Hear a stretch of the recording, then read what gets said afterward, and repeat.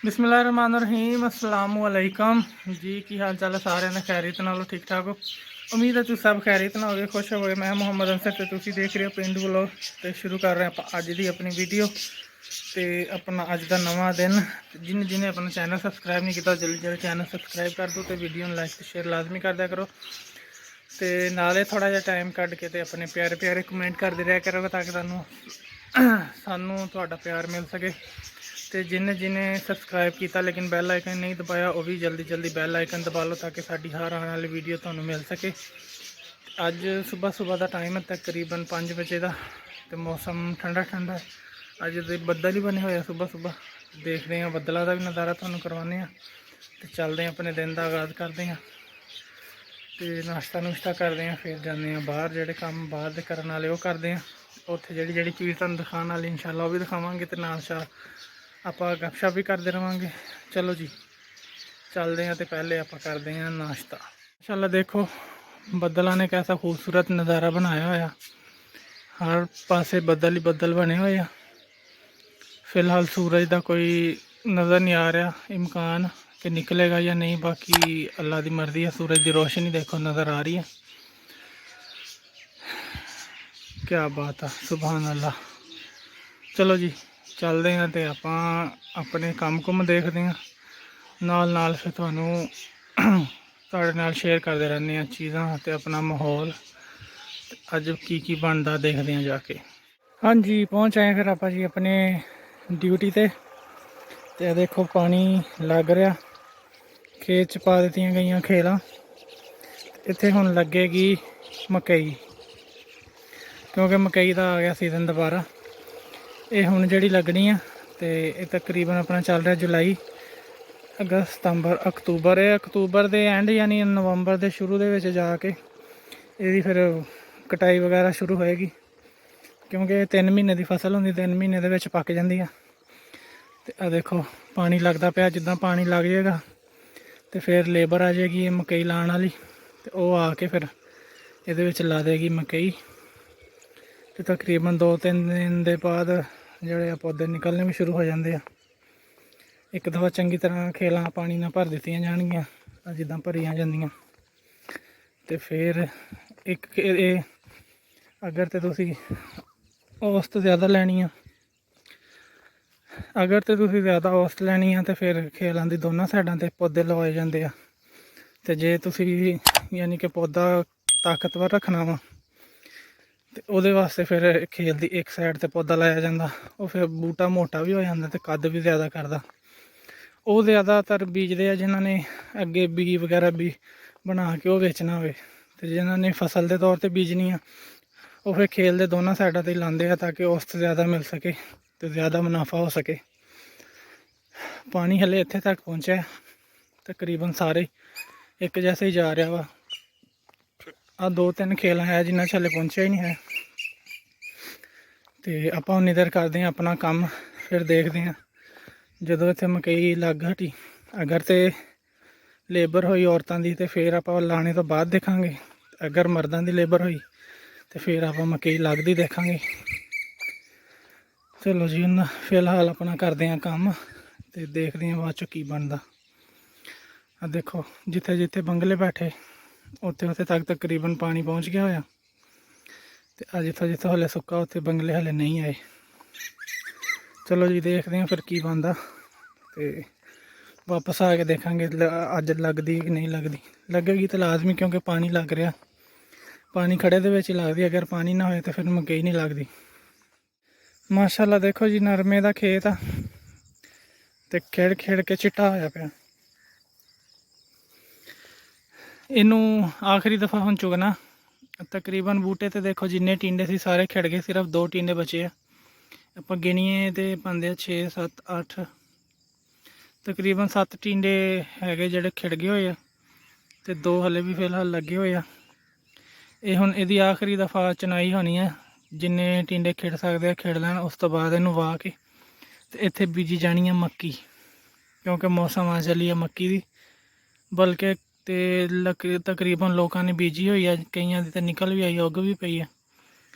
तो ये कुछ थोड़ी बहुत लेट हो गई है। लेट भी जी नाल रल मिल ही जाती है, क्योंकि जो मौसम आती है फिर पकनी शुरू हो जाती है अपने आप ही। तो माशाल्लाह देखो कैसी सोहनी सोहनी लगती पई है। तो इनू भी चुगन के दिन नेड़े ही आ रहे हैं। ये चुग के तो इनू वाह दिता जाना, तो इस करके इनू छड्डिया होया। इन्नी वैसे खिड़न नहीं देंगे होंगे, अगर थोड़ी थोड़ी खिड़नी सी तो इन्होंने चुगवा लेनी सी। तो फिलहाल इनू इस करके छड्डिया क्योंकि यदि आखिरी दफ़ा, उस तो बाद इनू वाह दिता जाना। चलो जी, जो सोचे या अल्लाह पाक को बेहतर ही करे, तो अल्लाह खैर करे। चलो अपना काम शुरू करते हैं, नाल नाल गल्लां बातां होंदियां रहन जी। माशाल्लाह देखो मक्की लग गई हुई है। आ जेड़े जेड़े तुहानूं इत्थे ना आ नज़र आ रहे छोटे छोटे निशान, ए वाले इत्थे इस इन्हां दे विच बीज आ। देखो क्योंकि इन्हां बीजां नूं लगी हुंदी है दवाई, इस करके इन्हां दा रंग थोड़ा जिहा पिंक पिंक जिहा हो जांदा। दवाई इस करके लाई जाती है कि बीज जिहड़ा ना खराब ना होवे, ते या इहनूं कोई सुंडी वगैरह ना लगे, ताकि जो जमीन च बीजिया जाए तो ये ज़्यादा तो ज़्यादा बीज जोड़े ना उग सकन। क्योंकि काफ़ी बीज जोड़े बिचों गलने भी होंगे, खराब हो जाने होंगे, तो फिर इस करके दवाई लाई जाती है ताकि खराब घट तो घट होन ते उगन ज़्यादा तो ज़्यादा। तो लगी जाती है, एक एक साइड से लग्या।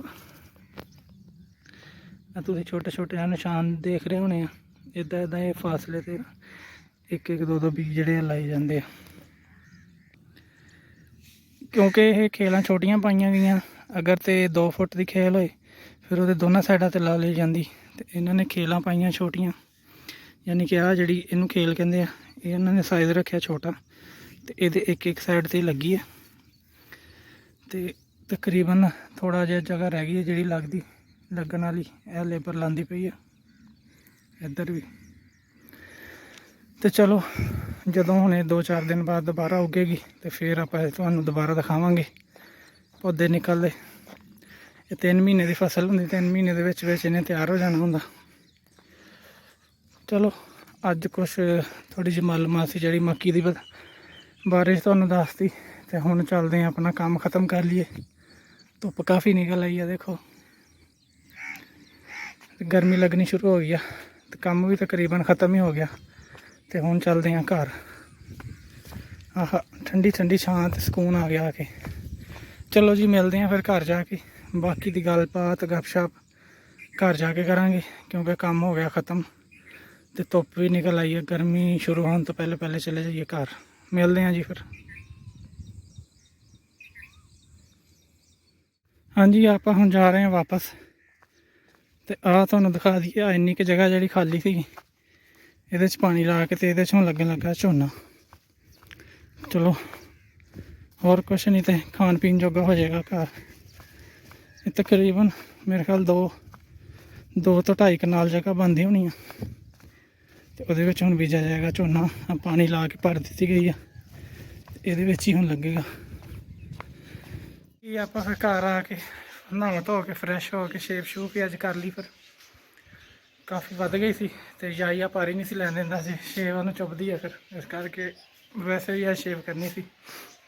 तो हाले तक फिर बदल हो गया कि अमन सुकून ही आ। तो चलो हुण करते हैं रेस्ट, तो मिलांगे इंशाअल्लाह शाम नूं। बाकी गपशप गलबात होएगी शाम नूं, जुड़े रहो साडे नाल। शाम का टाइम हो गया, तकरीबन अपने शाम वाले काम भी खत्म कर लिया, तो सिर्फ मझ चोण वाली रह गई है। तो अज का व्लॉग आप करते हैं इत्थे ख़त्म। इंशाअल्लाह तुहाडे नाल मुलाकात करांगे अगले व्लॉग च। उदों तक तुसीं अपना बहुता ख्याल रखियो, हसते वास्ते रहो, नाले साडे वास्ते दुआवां करते रहो, नाले पेंडू व्लॉग देखते रहो। तो जिन्हें जिन्हें सबसक्राइब नहीं किया, एक दफ़ा दोबारा उन्होंने वास्ते अपील है कि तुसीं चैनल सबसक्राइब कर दो, नाले बैल आइकन दबा लो, ताकि साडी हर आने वाली वीडियो तुहानूं मिलती रहे, ताज़ा अपडेट तुहानूं मिलती रहे। तो अपनियां नेक तमन्ना ते नेक दुआवां च याद करते रहा करो, कमेंट करके अपने प्यार का इजहार करते रहा करो, पेंडू व्लॉग देखते रहा करो, तो वीडियो ज़्यादा से ज़्यादा शेयर करते रहा करो, ताकि होर भी लोग अपने नाल जुड़ सकन। तो हुण लैंदे इजाज़त, अगली वीडियो ज़रूर मिलांगे। उदों तक अपना बहुता ख्याल रखो, अपने हमसायां का, अपने रिश्तेदारों का, अपने प्यारिਆਂ का।